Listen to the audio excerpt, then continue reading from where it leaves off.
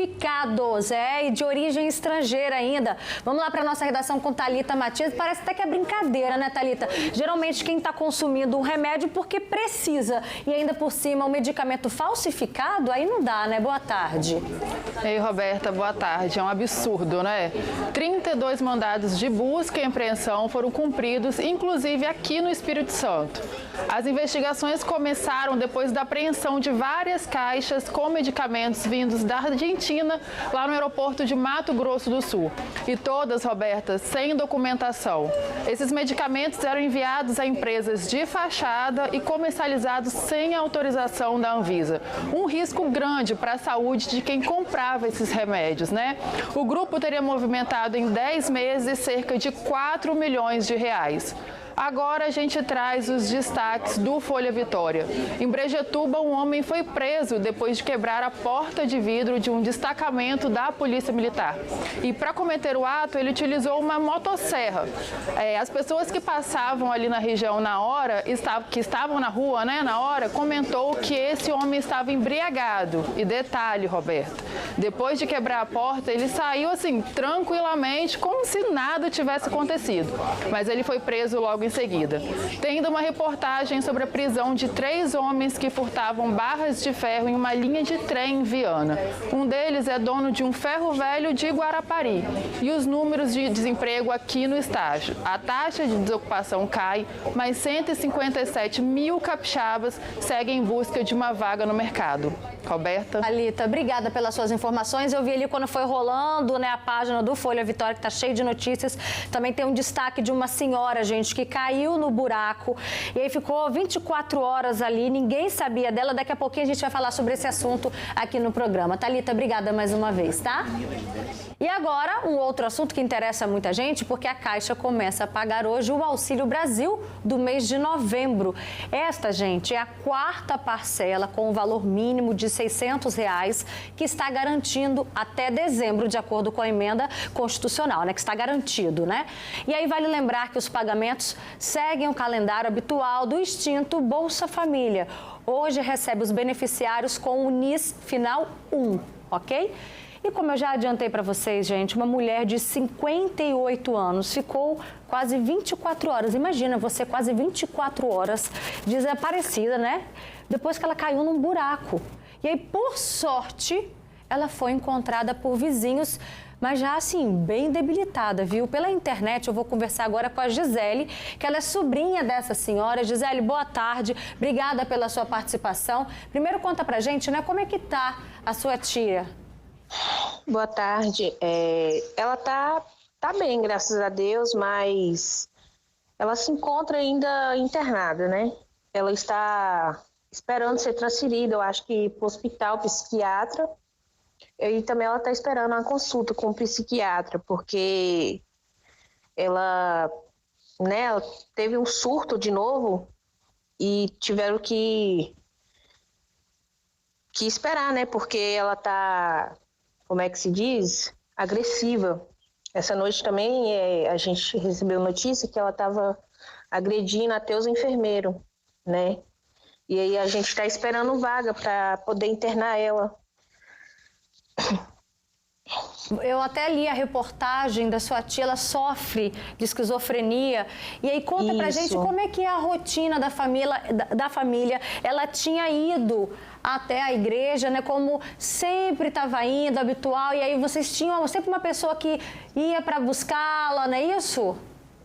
Isso, era eu que levava ela, né, apesar... tanto que aqui pertinho o culto, e aí eu levava ela, né, eu ia buscar ela sempre 10 minutos antes do culto acabar. E ela sempre esperava. Só que aí nesse dia eu acho que ela pretendeu, sair, né, sozinha e ir embora, não sei. Aí ela foi, saiu do culto e eu cheguei lá para pegar ela não estava. Aí eu perguntei ao pastor da igreja, aí ele falou que ela já tinha saído, já tinha uns 10 minutos. Ela saiu antes do culto acabar. Aí, rapidamente, eu corri aqui por trás da rua de casa, né? E rodei aqui a rua tudo. O pastor também procurou ela pela outra rua ali dos Eucaliptos. Só que a gente não acabou encontrando. Aí, como a gente mora perto da pista, a gente pensou que ela poderia ter querido fugir, porque ela estava falando muito de ir para casa da irmã dela. Aí a gente foi, rodou a pista, foi em terminais, foi em UPA, foi no hospital. A gente fez o boletim de ocorrência, né? Só que aí a gente não estava encontrando. Aí, no caso, ela sumiu de domingo, né? Umas 8h40, e foi encontrada na segunda-feira, já debilitada, né? Com fome, com sede. Ela caiu num buraco, né? Isso num terreno? Isso, no terreno baldio aqui perto. E agora me conta, quais são as providências que a família pretende tomar, até mesmo de que forma vocês pretendem acompanhá-la mais de perto? Bom, a gente não, né? O próprio médico passou para a gente poder internar ela até ela melhorar. Tá certo. Porque ela teve surto, e aí, como ela está muito agressiva, a gente não tem condições de ficar com ela.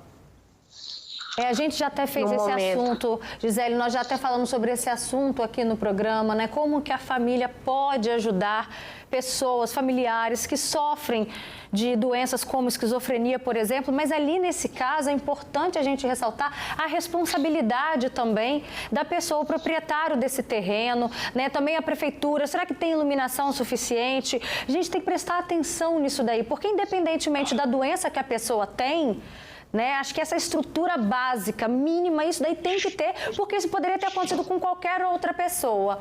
Obrigada pela sua participação, viu, Gisele? E aqui na rua de casa aqui, tem muita iluminação, mas porém a rua está muito crítica, né?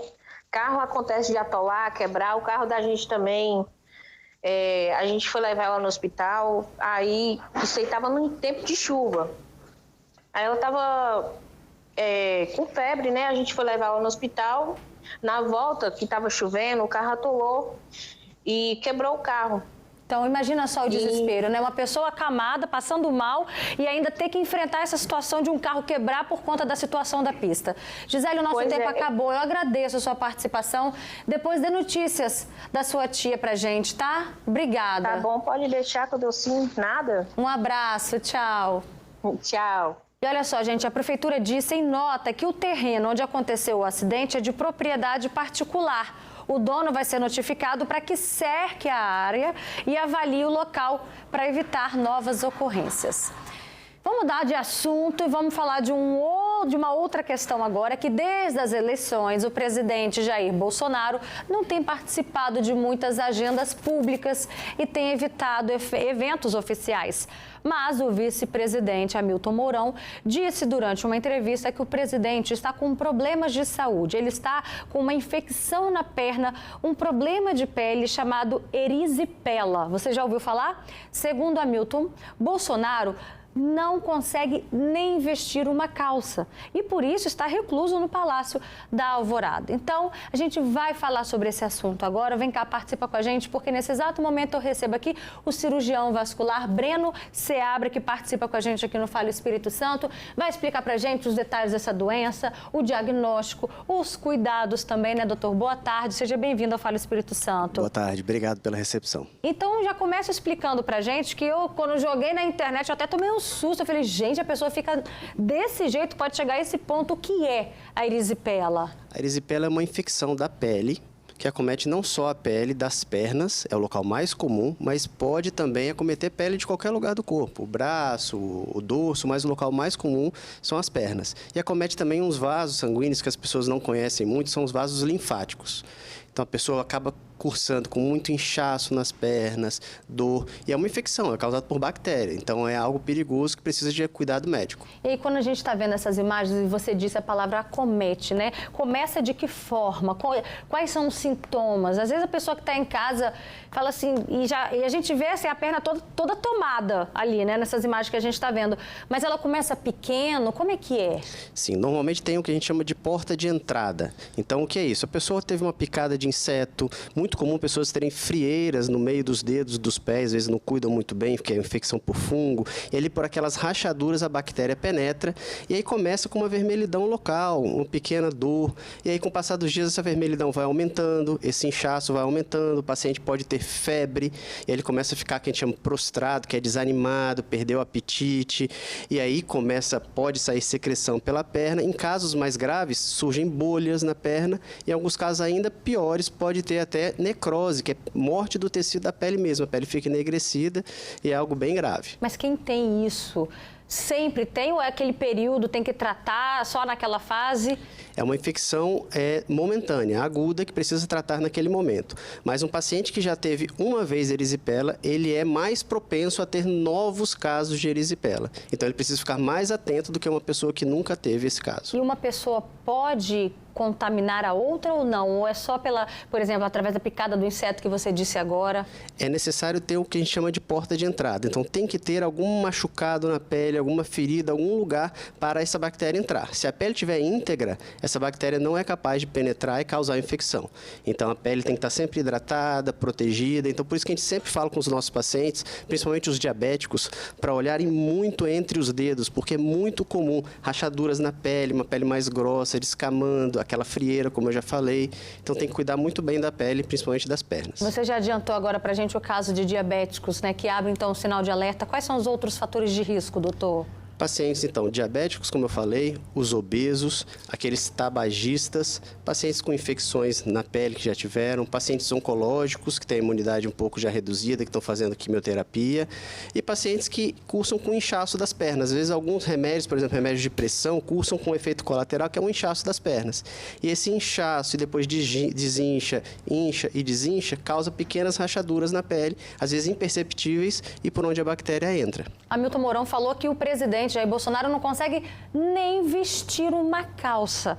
A dor é intensa. A esse ponto, é isso mesmo? Dói? Sim, é uma infecção e ela dói bastante, incomoda muito. Então o paciente ele precisa fazer repouso nesse momento, elevar as pernas ajuda bastante e o principal tratamento é antibiótico. Como é uma infecção por bactéria, ele precisa tomar antibiótico. Caso mais leve, é possível tratar em casa e casos mais graves, o paciente precisa ficar internado e tomar antibiótico na veia. Você disse que acomete principalmente as pernas, mas isso pode também progredir, essa doença pode se desenvolver para qualquer parte do corpo?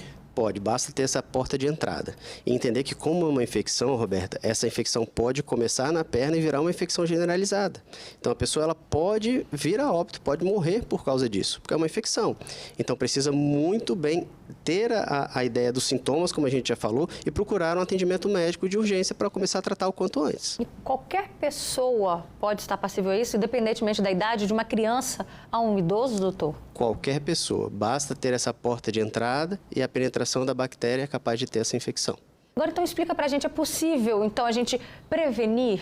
De que forma? Sim, então, hábitos de vida saudável, manter um peso adequado, praticar atividade física e muito cuidado, principalmente com as pernas. Manter as pernas bem hidratadas, olhar bem entre os dedos, cuidado na hora de fazer as unhas, muitas vezes pessoas que vão no manicure, pedicure, às vezes tiram aquele famoso bife no canto das unhas. Aquilo é uma porta de entrada também. Aquilo também é uma porta de entrada. Então, muito cuidado para não ter essa porta de entrada, que é por onde pode entrar a bactéria.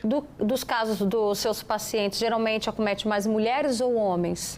Normalmente acometem mais homens. Homens, geralmente, nós cuidamos menos da nossa saúde. A gente demora a perceber, sempre acha que aquilo é uma besteira, aquilo vai passar, está vermelho, está inchado, mas vai melhorar sozinho. Se automedica, que é um erro muito grave, e aí geralmente quando vai para o nosso consultório ou para o pronto-socorro, aí precisa tomar antibiótico na veia, ficar internado, aí geralmente é um caso mais grave. E aí está em estágio mais avançado, mais avançado, doutor? Sim. Tá certo. Obrigada por todos os seus esclarecimentos. Então, gente, o assunto é sério, como a gente ouviu aqui do Dr. Breno Seabra, que é cirurgião vascular. Obrigado. Tudo muito bem explicado. Agradeço a participação aqui no Fale Espírito Santo, viu? E olha só, gente, não tem emoção maior para um pai e para uma mãe. Eu falo, na verdade, do outro lado, né, do que ver uma filha se casando, né? Eu já vi a emoção dos meus pais, é lindo, é inesquecível. É a realização de um sonho para muitas famílias. E aí tem um vídeo fazendo maior sucesso na internet. Olha só, vamos ver. Veja aí o momento em que a cortina é aberta, a dona Denise vê a filha vestida de noiva e ela desmaia. Foi um susto para todo mundo. As madrinhas ficaram assim, estataladas, sem saber o que fazer, né? E essa não foi a única vez que ela perdeu os sentidos no casamento, não, viu? Ela desmaiou nada mais, nada menos que 3 vezes. Disse 3. Gente, olha isso, parece até que é mentira, mas é verdade.